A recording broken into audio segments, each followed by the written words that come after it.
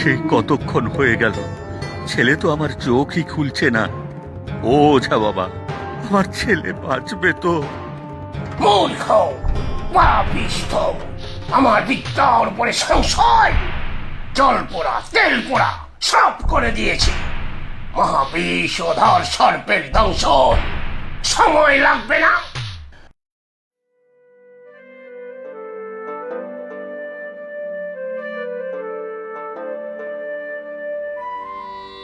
খবরটা শুনেছেন কর্তা?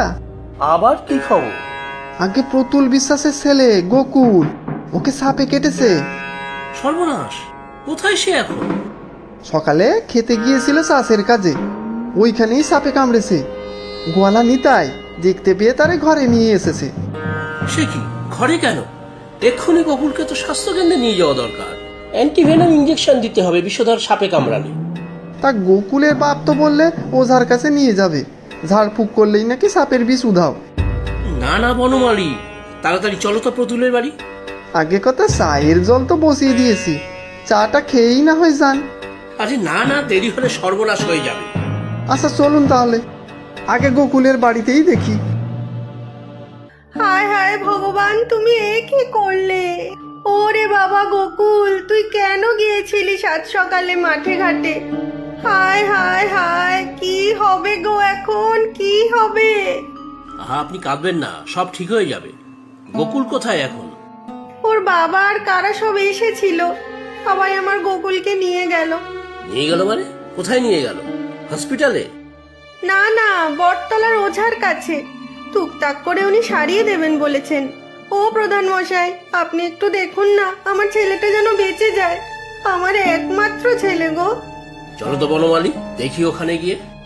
চলুন কর্তা, ওই তারক ওঝাকে আমি চিনি, পাশের গ্রাম থেকে এসে এখানে জাঁকিয়ে বসেছে। কোথায়? আমাদের তো বলনি। আগেই খোঁজ খবর নেওয়া যেত। এরা সব বুজুর্গি করে মানুষ ঠকায়। ইস, অনেক দেরি হয়ে গেল। ছেলেটাকে বাঁচানো গেলে হয়। ওই তো কর্তা, বট গাছ নিচে কয়েকজন আছে বলে মনে হচ্ছে।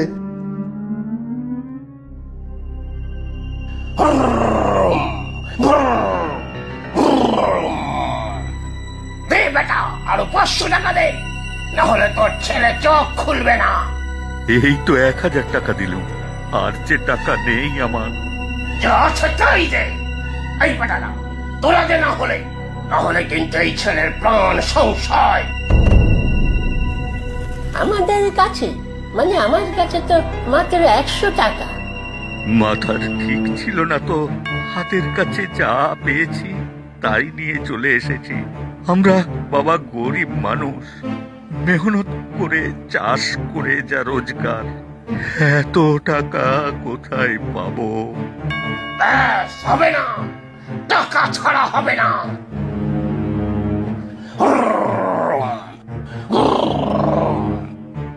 ওই তো পঞ্চায়েত প্রধান আসছেন।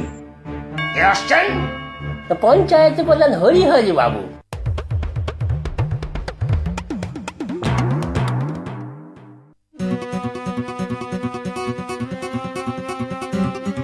এ কি, আপনারা এখানে কি করছেন? ওকে এখানে এইভাবে শুয়ে রেখেছেন? নাড়ি চলছে, তবে খুব ধীরে। চলুন চলুন, তাড়াতাড়ি স্বাস্থ্যকেন্দ্রে যেতে হবে। ওঝা বাবা জল পড়া দিয়েছেন, ঠিক হয়ে যাবে, তাই না পুতুলদা? কোথায় শুনি সেই ওঝা? কি চিকিৎসা করেছে দেখি। এ কি, ওঝা বাবা কোথায়? কোথায় বুঝতে পারছেন না? যত সব বুজরুকি, এদের ধরে জেলে পুরতে হবে। বনমালী, ওই ভ্যানওয়ালাকে ধরো তো। ও ভাই, ও ভাই, দাঁড়াও দাঁড়াও। এই গোকুল, গোকুল, ওঠো ওঠো, চোখ খোলো। এই ওঠো ওঠো, এই যে গোকুলের বাবা, যে করেই হোক গোকুলকে জাগিয়ে রাখুন।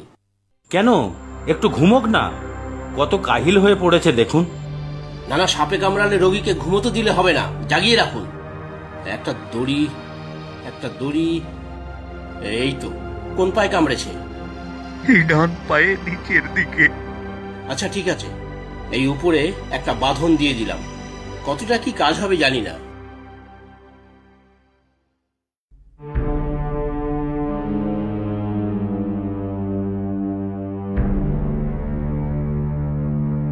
কর্তা, ভ্যান রিক্সা এসেছে, তুলবো গোকুলকে? হ্যাঁ হ্যাঁ, আপনি বসুন আর গোকুলকে বসিয়ে ধরে রাখুন, আমি বসছি পাশে। চলো ভাই, একটু তাড়াতাড়ি স্বাস্থ্যকেন্দ্রে।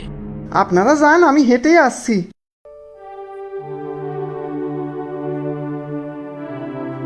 চিন্তার কিছু নেই, আমি পরীক্ষা করেছি। সাপটা বিষধর ছিল না, নির্বিষ সাপ। আমি ক্ষতটা পরিষ্কার করে ব্যান্ডেজ করে দিয়েছি, একটা ইঞ্জেকশনও দিয়ে দিয়েছি। ভয়টা কাটিয়ে উঠতে একটু সময় লাগবে। ভালো থাকলে আজকেই ছেড়ে দেব। ভগবান, ভগবান! আর এখন ভগবানকে ডেকে কি হবে? যা দেরি করেছিলেন তাতে ভাগ্য ভালো যে বিষধর সাপ নয়। আর হরিহর বাবু, আপনি সত্যিই বিচক্ষণ ব্যক্তি। ভাগ্যিস ওই ভণ্ড ওঝার হাত থেকে ওকে উদ্ধার করে এনেছিলেন। সত্যি প্রধান মশাই, আপনি যে আমার কি উপকার করলেন, এই ঋণ আমি কোনোদিনও ভুলতে পারবো না। আমার ছেলেকে আমি আবার ফিরে পেলাম। আপনার ঋণ শোধ দেওয়ার একটা সুযোগ আমি আপনাকে দিতে পারি। হ্যাঁ হ্যাঁ, বলুন প্রধান মশাই, আমি প্রাণ দিয়েও আপনার ঋণ শোধ করব। কাল আমি এক সভা ডাকবো পঞ্চায়েত অফিসে। আমাদের গ্রাম বাংলায় বিশেষত বর্ষাকালে সাপের প্রাদুর্ভাব হয়, আর সর্পদংশনে প্রচুর মানুষ মারা যান। কাল আপনি নিজে ওখানে উপস্থিত থেকে সবাইকে বোঝাবেন সাপে কাটলে কি করা উচিত আর কি করা উচিত নয়। এটা খুবই ভালো হবে কর্তামশাই, অনেক লোকের জীবন বাঁচবে। এটা সত্যিই খুব ভালো উদ্যোগ হবে হরিহর বাবু। আমাদের দেশে প্রতি বছর বহু সংখ্যক ব্যক্তি সাপের কামড়ে মারা যান। একটু সচেতন হলে বহু লোকের জীবন বাঁচানো সম্ভব। আমার কাল 2টো অপারেশন আছে, না হলে আমি নিজে উপস্থিত থেকে সবাইকে বোঝাতাম। আচ্ছা, আপনি যদি আমাকে বিস্তারিত বুঝিয়ে বলেন তাহলে আমি না হয় কাল সবাইকে বলে দিতাম। হ্যাঁ হ্যাঁ, সাপে কাটা নিয়ে সচেতনতা বৃদ্ধি পাওয়া দরকার। আপনারা শুনলেন কিভাবে আমার ছেলেকে আমি মৃত্যু মুখ থেকে ফিরে পেয়েছি। প্রধান মশাই যদি ছেলেটাকে চিকিৎসালয়ে না নিয়ে যেতেন, তাহলে ওই ঠগ ওঝার কাছে আমি সর্বশান্তও হতাম আর নিঃসন্তানও হতাম। আপনারা কখনোই আমার মতো ভুল করবেন না। প্রধান মশাই আর ডাক্তার বাবুর কাছে আমি চিরকৃতজ্ঞ। সাব্বাস হরিহর, সত্যি গর্বে আমার বুক ফুলে যাচ্ছে আজ। সবই আপনার সঙ্গে থেকে শিখেছি চাচা। আপনারা সবাই মনে রাখবেন, বেশিরভাগ সাপই বিষধর নয়। সাপ ভয় পেলে বা আঘাত পেলে কামড়ায়। মাত্র 7-8 প্রজাতির সাপ বিষধর, 80% সাপ নির্বিষ। সাপে কামড়ালে ভয় পাবেন না। অনেক সময় নির্বিষ সাপে কামড়ালে রোগী ভয়ে হার্ট ফেল করে। সময় নষ্ট না করে প্রথমেই নিকটবর্তী স্বাস্থ্যকেন্দ্রে পৌঁছে যান। সম্ভব হলে দংশনের জায়গার উপর হালকা বাঁধন দিন, আর রোগীকে জাগিয়ে রাখতে হবে। আর হ্যাঁ, ডাক্তারি পরামর্শ ছাড়া কিছু খাওয়াবেন না, কোনো মলম লাগাবেন না বা মালিশ করবেন না। সাপে কাটার জায়গাটা যথাসম্ভব কম নাড়াচাড়া করুন। সব থেকে প্রয়োজনীয় বিষয় হলো সাপ সম্বন্ধে সাবধানে থাকা, যাতে সাপ কামড়ানোর সুযোগ না পায়। তাহলে প্রধান মশাই, সাপ আমাদের শত্রু। চলুন সবাই মিলে সাপের বংশ ধ্বংস করি। না হে বাপু, কথাটা তুমি ঠিক বললে না হে। বুঝি তোমার ছেলেকে সাপে কেটেছিল, ছেলেও প্রায় মৃত্যুর মুখোমুখি হয়েছিল, কিন্তু তার মানে এই নয় সবাই মিলে সব সাপের বংশ বিনাশ করতে হবে। তাহলে কি করব চাচা? প্রথমেই বোঝা দরকার, সাপ আমাদের শুধু শুধু কামড়ায় না, ভয় পেলে বা আত্মরক্ষার কারণে সাপ আমাদের কামড়ায়। তাছাড়া সাপ না থাকলে আমাদের বাস্তুতন্ত্রের বিনাশ হবে। সাপ আমাদের অনেক উপকার করে। এটা ঠিক চাচা। সাপের প্রধান খাদ্য মেঠো ইঁদুর আর ব্যাঙ। এই ইঁদুরের দল আমাদের ফসল খেয়ে ফেলে। ইঁদুরের উপদ্রবে দেশে দুর্ভিক্ষও হতে পারে। সাপ এই ইঁদুর খেয়ে আমাদের উপকারও তো করে। তাহলে আমাদের কি উপায়? জমিতে ক্ষেতের কাজের জন্য আমাদের তো মাঠে ঘাটে যেতে হবেই।